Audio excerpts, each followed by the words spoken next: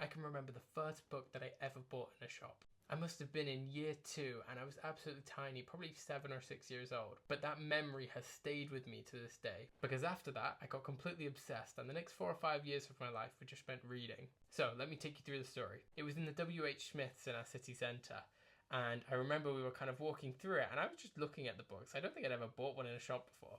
And then my parents were like, "Do you want one?" And then I was like, "Wait, I can have one?" And then they said yes, and I immediately got to work. I remember looking through all the covers to find the best one. Yes, I was a kid, I was judging the books by their covers, but you can't seriously tell me that when you were 6 years old, you didn't just pick the first thing with a dragon on it.